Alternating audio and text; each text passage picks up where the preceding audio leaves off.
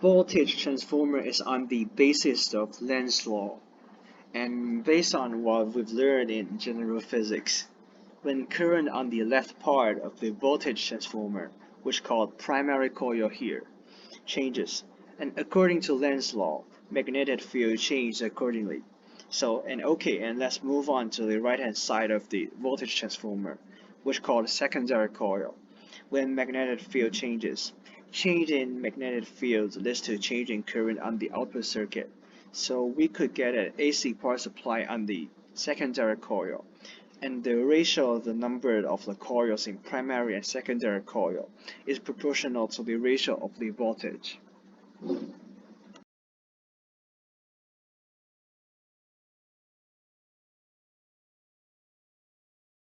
Hello everyone, if you want to know how the circuit works, let's have some physical derivation.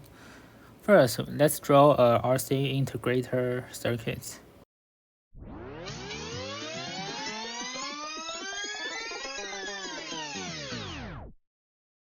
To calculate the time in the circuit, we need a conversion in the circuit before it can be used. Our group used resistor and capacitance integrator to convert the output into ramp signal waveform. First, we need to derive the square wave of the circuit using KCL, Kirchhoff current law, to get the following formula.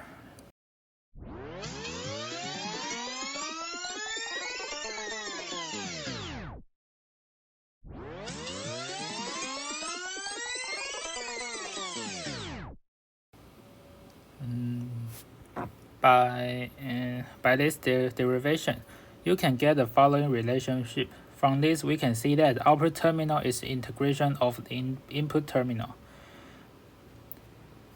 Next, by theoretical calculations, it can be concluded that the square wave is a ramp wave after integration, so we can use this feature to value the time.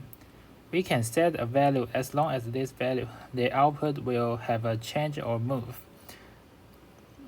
But we still find out that the output voltage of the above circuit is too small, so we will use an amplifier to amplify the voltage.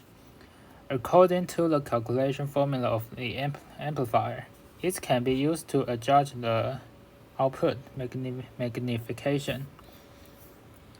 By the simulations results, the output voltage amplitude of the RC circuit is about 0.6 volts. We probably need a magnification of 10 times. So according to the amplifier formula, V out equals to 1 plus R2 divided by R1 multiply V in. So a circuit with R2 divided by R1 of 9 times is needed. After combining the two circuits, we can get the circuit part we need. We use clipping circuit to control the output voltage by connecting a resistor and a diode in series.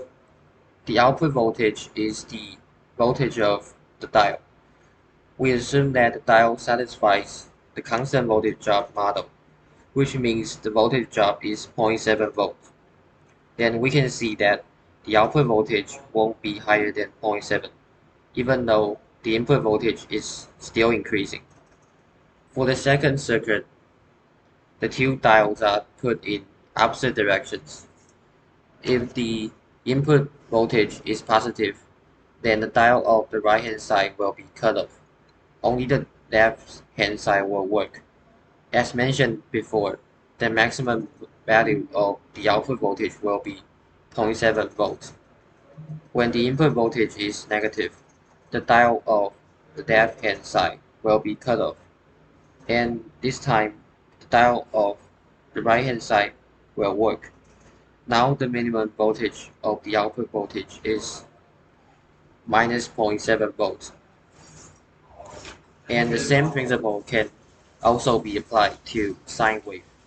In the graph of the waveform, we can see that between minus 0.7 and 0.7 volt, the magnitude of the output voltage will equal to the input. When the input is higher than 0.7 or lower than minus 0.7 volts, the circuit will clamp the voltage. So we can control the range of the output voltage to stay between minus 0.7 volt and 0.7 volts. In our circuit, the input voltage is an AC voltage source, and the magnitude is 10 volt as we reduced it before, and the frequency is still 60 Hz. And the picture shows the result of our LT-Spice simulation. As you can see, we successfully clipped off the part which the magnitude of the voltage is above 0.7 volts, and we transformed the sine wave into square wave so that we connect the output voltage to the motor, and the gear of the motor will push the clock to rotate. The reason why we need to convert sine wave to square wave is because if we just use sine wave, then after integrated, it will simply become a cosine wave. But if we use a square wave, then after the integration, we will get a triangle wave. Then we can make use of the triangle wave because we can define a specific threshold value so that the motor will rotate as long as the voltage is higher than that threshold value. And for every 1/60 seconds, the motor rotates. So in this case, we will be able to make a clock by using gears with different amounts of tooth to let the pointer rotate for every 1 second. And that's how our clock works.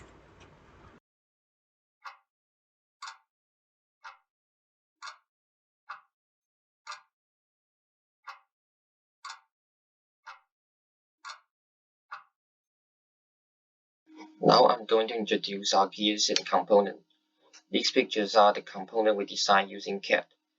The first one is the base, and the second one is the pointer of the clock, and the others are the component that push the pointer to rotate, which the driving force is the motor. And after construction, we eventually have our clock.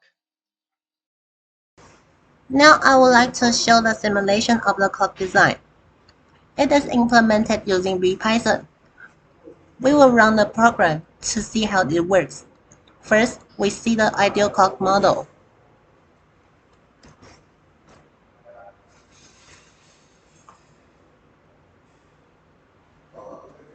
It is a simulated clock, where the minute hand is a cyan one, and the second hand is a magenta one.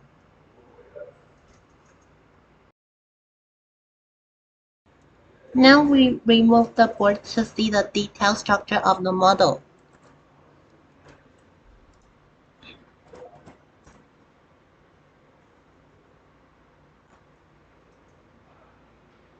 The axis of the minute hand is embedded in the green internal gear, and that of the second hand is embedded in the red gear.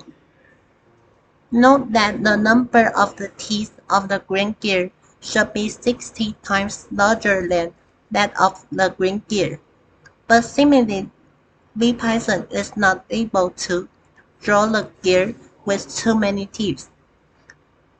We set the ratio of the number of the teeth to be 10 instead of 60.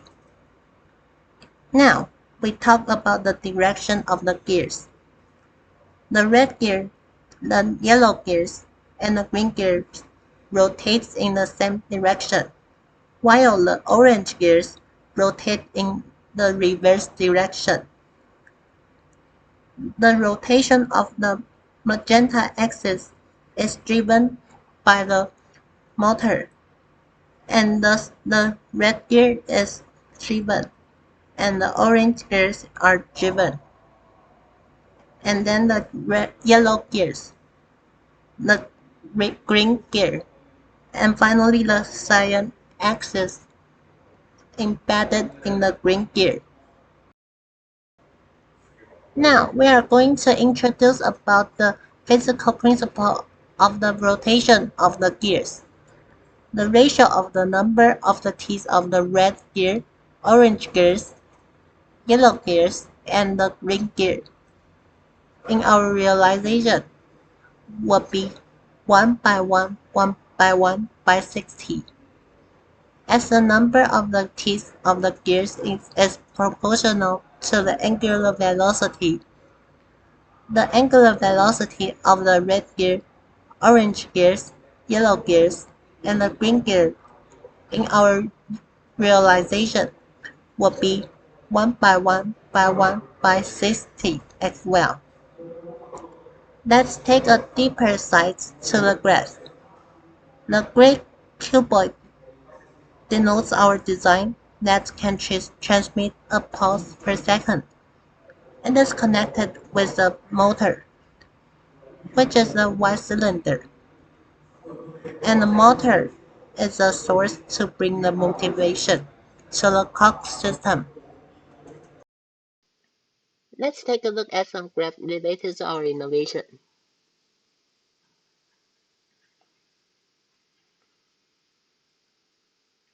Here is some graphs about our innovation. The first one is the VT graph. The graph is generated based on the dataset here. This is a dataset about the blue line, and this is the dataset about the red line. The blue line is the integral of the red line, and the red line is the input signal being rectified. In the ideal situation, the red line would be a square wave, and the blue line would be a ramp. The second and the third graph are the circuit of our innovation. We just draw the two graphs by matplots. The last graph can generate the square wave, and the middle graph is to take the integral of the last graph. Here is our code.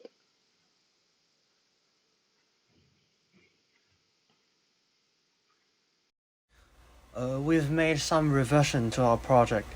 In our midterm elevator pitch, we mentioned that we might use a LC circuit to realize our circuit, but based on the simulation result, it's been a hard time for us to find a 10 Henry inductor, so we decided to replace it with an RC circuit. Same result, more easier to implement, and of course a lot more cheaper. And in our midterm presentation, we mentioned that we haven't decided to use either 3D printing or laser cutting to realize our gears, and we finally reached a consensus that using 3D printing to realize our gears. We decided to build a clock in the beginning, and it turned out that we've had a really hard time discussing the topic, and we finally reached a consensus that using AC current to realize the design is the best choice. And the core value of our project is basically focused on two predominant points: easy to use and easy to build. And in our opinion, AC current is the most convenient way for us to reach, since electric socket is everywhere, and of course the implementation of our clock will not be complicated. And as I mentioned, it's quite simple to use a clock directly plug it into the electric socket. We divided the clock into several parts, and after a semester of hard work, we reached the goal we set at the beginning of the semester.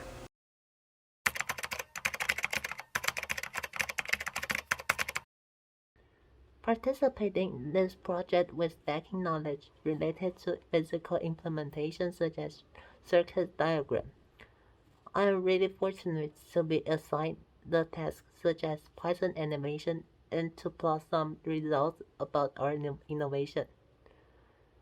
We distribute our tasks well. Everyone gets his strengths used in our work. However, I still learn a lot of knowledge based on not only differential equation, but also other classes such as electronics. During this semester, I've learned a lot from the differential equation class, and we faced a lot of difficulties while working on the final project, but we eventually overcame those things. And I think the whole process, it was very interesting and inspiring. And also, I have to say thank you to all of my teammates because it is impossible for me to finish the project without you guys.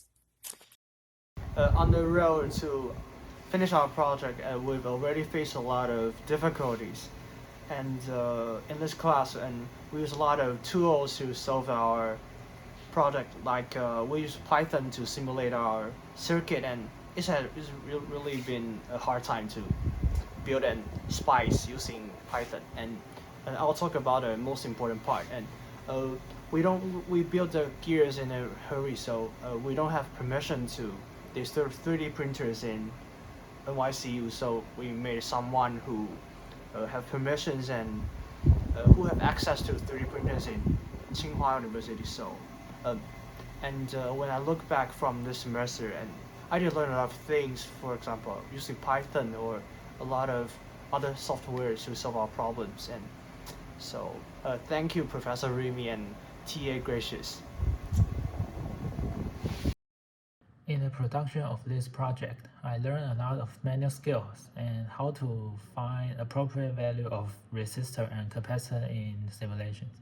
So I think this project is very meaningful to me, and during the production process, I learned how to properly match teams, communication, and collaboration.